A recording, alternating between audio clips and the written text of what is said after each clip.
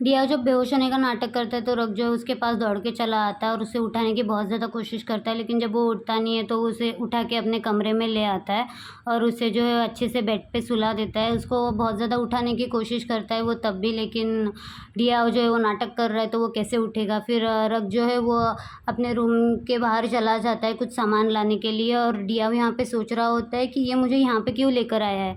फिर जब रक आता है तो रक उसे कुछ चीज़ सूंघाने लगता है जिसकी स्मेल ना बहुत ज़्यादा बुरी होती है और दिया मन में सोच रहा होता है कि मैं तो फिर भी बेहोश नहीं हूँ, लेकिन ये सूंघ-सूंघ के मैं ज़रूर बेहोश हो जाऊँगा। तो रक उसको उठाने की कोशिश करते रहता है और वो सोचता है कि अभी तक होश में क्यों नहीं आ रहा है, पर डियाओ तो नाटक कर रहा है तो वो कैसे ही आएगा।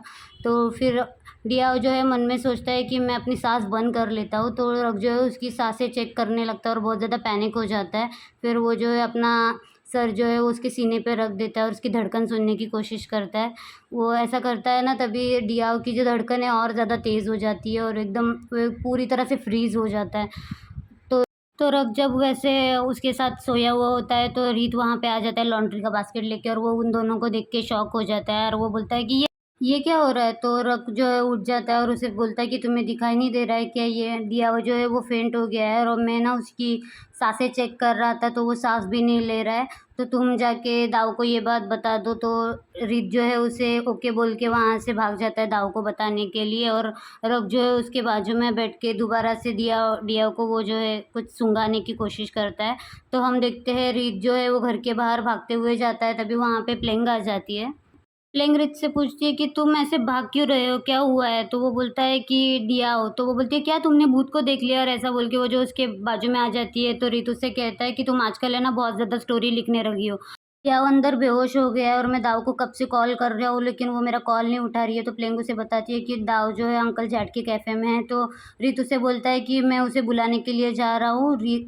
रग जो है वो अंदर डिया का ख़्याल रख रहा है, तुम मेरे लिए उसकी जाके मदद करो, मैं अभी जाके आता हूँ। तो प्लेंग उससे हाँ बोल देती है और फिर वो जो है बेडरूम में चली जाती है जहाँ पे रक होता है।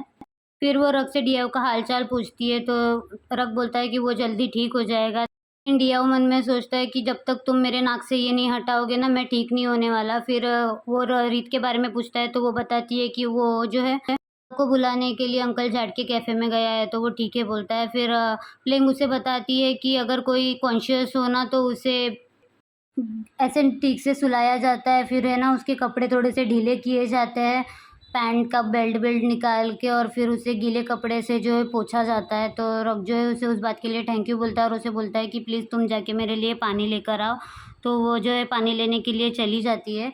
फिर रक जो है उसे ठीक से वहाँ पे लिटा देता है, मतलब जैसे प्लेंग ने उसे कहा था उस तरह से पिलो निकाल के उसके पैर के नीचे भी लगा देता है। फिर उसको उसके शर्ट के बटन जो है पहले वाले 2 खोल देता है।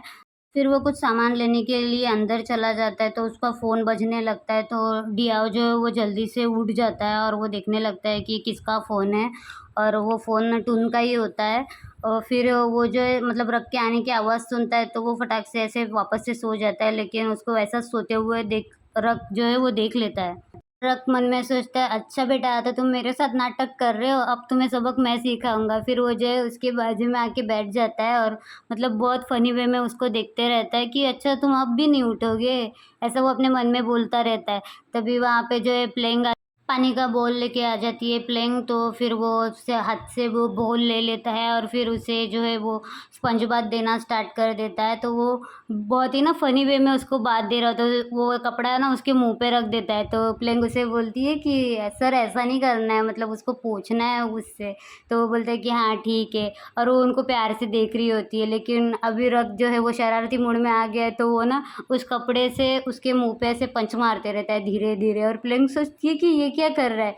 फिर रक उससे बोलता है कि ठीक है मैं इसका ख़्याल रख लूँगा, तुम जा सकती हो। तो वो जो है उसको बाय बोल के वहाँ से चली जाती है और रक जो है वो बहुत ज़्यादा मतलब शरारती हो चुका है, तो अब वो उसे परेशान कर रहा है और ये मन में सोचता है डियाओ कि यार इसे तो बीमार इंसान की केयर करना भी नहीं आता, कैसा लड़का है ये। और रक मन में सोचते रहता है ठीक है बेटा करते रहो और बेहोशी का नाटक करो, तुम नहीं उठोगे। और वो फिर है ना उसके एक-एक करके शर्ट के बटन ओपन करता है, फिर सोचता है कि अब भी तुम नहीं उठोगे। फिर वो अपने मन में ऐसे बोलते रहता है कि जब तक तुम नहीं उठोगे मैं सारे बटन्स खोलते रहूँगा, और वो है जो उसके एक-एक करके सारे बटन खोल देता है शर्ट के और उसे शर्टलेस कर देता है। फिर वो ऐसे बोल के दिखाता है उसे, अरे प्लेंग ने मुझसे कहा था कि पैंट भी लूज़ करनी है, और वो ना फिर उसकी पैंट भी ओपन कर देता है। जब रग उसकी पैंट की ज़िप खोल देता है ना, तो डियाव डर के मारे उठ जाता है और बोलता है, तुम मेरी पैंट क्यों उतार रहे हो? तो रग उससे कहता है कि अरे तुम बेहोश हो गए थे, तो मैं बस तुम्हें बात दे रहा था। तो वो बोलता है कि नहीं, अब मैं ठीक हूँ। तो रग उससे कहता है कि तुम ठीक हो या तुम कभी बेहोश हुए ही नहीं थे? तो डियाव बोलता है, अरे नहीं, मैं सच में बेहोश हो गया था। रक उसके पास है ना स्माइल करके देखता रहता है, तभी रक का जो है फ़ोन बजने लगता है, तो डियाव जो है उसे दोबारा से क्यूरियोसिटी होती है और वो दोबारा उस फ़ोन की तरफ जाके ऐसे झाँक-झाँक के देखने लगता है। तो रक उसके पास आ जाता है, तो डिया उससे बोलता है कि तुम फ़ोन क्यों नहीं उठा रहे? तुम्हारा फ़ोन कब से बज रहा है? तो रक उससे कहता है कि ये तुम्हारा बिज़नेस नहीं है। तो डिया उससे बोलता है, अरे मैं कब से देख रहा हूँ, कितनी बार वो फ़ोन बजा लेकिन तुम उसे उठा ही नहीं रहे हो, ये टुन कौन है? तो रक उससे बोलता है कि तुम्हें इससे मतलब क्या है? और तुम अब तक गए क्यों नहीं हो? तुम्हें मेरी बातें जानने में बहुत ज़्यादा दिलचस्पी है। तो वो बोलता है कि नहीं, ऐसी कोई बात नहीं है। तो रक बोलता है, ओह! अब मुझे समझ में आया तुमने बेहोशी का नाटक क्यों किया। तो डिया बोलता है, अरे नहीं, ऐसी सच में कोई बात नहीं है। तो रक कहता है कि अगर ऐसी कोई बात नहीं होती तो अभी तक तुम मेरे बेड पे नहीं होते, तुम अपने घर चले गए होते, या फिर तुम चाहते हो कि मैं तुम्हारे लेग को वॉश करूँ अपने हाथों से। तो डिया जो है वो मुँह बनाते हुए वहाँ से उठ जाता है घर पे जाने के लिए। वो अपने जूते वगैरह उठाता है और फिर वो दोबारा से वो फ़ोन की तरफ ही देखने की कोशिश करता है। उसके जाने के बाद दोबारा रग का जो है फ़ोन बजने लगता है, तो डियाव जो है वो अपने उस विंडो से आके चुपके से देखने लगता है, लेकिन रग जो है वो फ़ोन उठाता नहीं है, मतलब सिर्फ़ हाथ में लेकर रखता है। वो टुन का ही कॉल था, तो डियाव सोचता है कि ये टुन है कौन आखिर और ये उसका फ़ोन उठा क्यों नहीं रहा है। फिर सीन शिफ्ट होता है, हमें दिखाया जाता है कि दाऊ जो है वो अंकल जाट के साथ आती है उनके घर पे, रीत भी होता है साथ में। अंकल जाट रीत से कहते हैं कि तुम्हें बिना देखे भागने की ज़रूरत क्या थी? देखा तुम खड्डे में गिर गए। तो वो बोलता है कि मैं खड्डे में नहीं गिरा, मैं दाऊ के प्यार में गिरा हूँ। तो दाऊ उससे बोलती है कि गिरने से पहले आगे-पीछे देख लिया करो, वरना तुम्हें पछतावा होगा। तभी वहाँ पे दिया आ जाता है, तो दाऊ उसे अपने पास बुलाती है और बोलती है, ये सब क्या चल रहा है? मुझे कुछ समझ में नहीं आ रहा। वो बोलती है कि रीत ने मुझसे कहा कि तुम बेहोश हो गए, तो वो बोलता है कि हाँ, हो गया था, लेकिन अब मैं उठ गया हूँ। तो अंकल जाट उसके पास आके बोलते हैं कि मैं तुम्हारे लिए ये इन्हेलर लाया था ताकि तुम ठीक हो जाओ, इसकी स्मेल बहुत ज़्यादा अच्छी है। तो वो अंकल जाट को बोलता है कि इसकी स्मेल बहुत ज़्यादा बुरी है और मुझे बिल्कुल भी पसंद नहीं आया, रख ने मुझे यही सुंघाया है। तो अंकल जाट बोलते हैं, अरे मुझे तो लगा कि इसकी स्मेल बहुत ज़्यादा अच्छी है और लोग ठीक हो जाते हैं। तभी दाऊ जो है डियाओ को साइड में लेकर आके बोलती है कि मतलब तुम बेहोश होने का नाटक कर रहे थे ना, ताकि तुम जान सको कि रग को कौन कॉल कर रहा है। तो डिया उसे हाँ में जवाब देता है। पूछती है, तुम्हें पता चला? तो वो बोलता है कि मुझे खाली नाम पता चला है कि उसका नाम टुन है। तो रीत ये नाम सुन के बोलता है, क्या टुन? तो वो टुन के बारे में उसे बताने ही वाला होता है, तभी जो है रग पीछे से आवाज़ दे देता है उसे और बोलता है, रीत अब चुप हो जाओ। तो रग को देख के वो सब लोग जो है वो मतलब चुपचाप खड़े रह जाते हैं। रग उन सबको घूर-घूर के देख रहा होता है, तभी दाऊ डियाऊ की साइड से उठ के जो है रग के पास आके पूछती है, हनी ये टुन कौन है? तो उनकी बातें सुनने के लिए डियाऊ भी जो है उसके साइड में आके खड़ा हो जाता है। तो रग कोई जवाब नहीं देता, तो फिर वो बोलती है कि अरे मैं तो बस इसीलिए पूछ रही थी क्योंकि डियाऊ जानना चाहता था। फिर वो बोलती है, चलो ठीक है, मैं जा रही हूँ, मुझे प्लेइंग को जो है ट्यूटर करना जाना है, मतलब सिखाने के लिए जाना है। फिर वो डियाओ को बोलती है, अगर तुम्हें कुछ पता चले ना तो मुझे भी बता देना। फिर ऐसा बोल के वो वहाँ से बाय बोल के चली जाती है। तो रब डियाओ को देखता है, फिर रीत भी उसके पीछे जाने लगता है। तो वो रीत को बोलता है कि रीत, तुम्हें पता है ना कि तुम्हें क्या बोलना चाहिए और क्या नहीं? तो रीत उसे हाँ में जवाब देता है, मतलब बेसिकली वो उसे बोल रहा है कि टुन के बारे में या दाओ और डियाओ को कुछ मत बताना। फिर वो बाय बोल के चला जाता है। फिर अंकल जैड भी जो है उन्हें बोलते हैं कि मैं भी चलो निकलता हूँ यहाँ से, और वो भी चले जाते हैं। फिर रग जो है वो डियाओ की तरफ देखते हुए बोलता है कि तुम क्यों टुन के बारे में जानना चाहते हो? तो डियाओ बोलता है कि मैं नहीं जानना चाहता, मैं कन्नन और दाऊ के लिए पूछ रहा हूँ, वो जानना चाहते हैं। तो वो उसके क्लोज आके बोलता है कि फिर उन्हें बता दो कि मुझे नहीं पसंद कि कोई मेरी पर्सनल लाइफ में घुसे, और ऐसा बोल के जो है वहाँ से चला जाता है। फिर सीन शिफ्ट होता है और हमें कैफ़े का दिखाया जाता है, जहाँ पे डियाव जो है उन दोनों को बता रहा होता है कि रक ने मुझसे पूछा कि मैं टुन के बारे में क्यों जानना चाहता हूँ। मुझे लगता है कि वो किसी सीरियस रिलेशनशिप में है। तभी दाऊ भी बोलती है कि हाँ, मुझे रीत भी बताने की कोशिश कर रहा था, लेकिन तब आके रक ने जो है उसे इमीडिएटली रोक दिया वो बात करने से। तो डिया बोलता है मुझे लगता है कि वो उसकी एक गर्लफ्रेंड होगी जिसके बारे में वो बता रहा था। तो रग जो है उसके पीछे आकर बोल देता है कि हाँ, वो मेरी एक्स गर्लफ्रेंड है। तो रग को देख के ना वो सब लोग एकदम पूरी तरह से शॉक हो जाते हैं और फिर इधर-उधर की बातें करने लगते हैं कि ये जूस कैसा अच्छा है, ये कैसा है, वो कैसा है, ऐसी सारी बेफ़ालतू की बातें करते रहते हैं। फिर रग जो है वो डिया उसे बोलता है कि क्या तुम भूल गए हमारी थोड़ी देर पहले क्या बात हुई थी? तो डिया जो है वो कोई जवाब नहीं देता। फिर वो रग जो है वो पे को बोलता है कि मेरी अमेरिकन और मतलब जो ब्राउनी है वो लेकर आ जाओ। तो पे जो है वहाँ से चला जाता है, रग भी उसके पीछे चला जाता है। कनन उसके बाजू में आके बैठ जाती है और उसे बोलती है कि डिया तुम्हें जाके पूछना चाहिए कि उसका उस लड़की के साथ ब्रेकअप हो गया है। अगर ब्रेकअप अच्छे टर्म्स पे हुआ है या बुरे टर्म्स पे हुआ है तो वो अब भी उसे कॉल क्यों कर रही है। तभी वहाँ पे दाऊ भी आ जाती है और वो बोलती है कि हाँ, इस बारे में तुम्हें जाके पूछना चाहिए। तो डिया उनसे बोलता है कि तुमने अभी सुना नहीं उसने मुझसे क्या कहा, और अगर मैं दोबारा जाके इस सवाल उसे पूछने लगूंगा ना तो वो मेरे बाप को जाके नाम बोल देगा मेरा। तो कनन उससे बोलती है तब तो अच्छा है, तुम्हारे पिताजी जो है वो चिंगमाई में है तो वो तो उनके पास जा नहीं पाएगा, तो तुम मतलब बेफिक्र रहो। भी बोलती है और कुछ टेंशन मत लो, और वो दोनों जो है वो रग के पास देखने लगते हैं। तभी अंकल जाट भी वहाँ पे आते हैं। अंकल जाट रग से कहते हैं तुम देखो उन लोगों पे नाराज़ मत हो, वो तुम्हारी बहुत ज़्यादा केयर करते हैं, बस इसीलिए ये सवाल पूछ रहे हैं।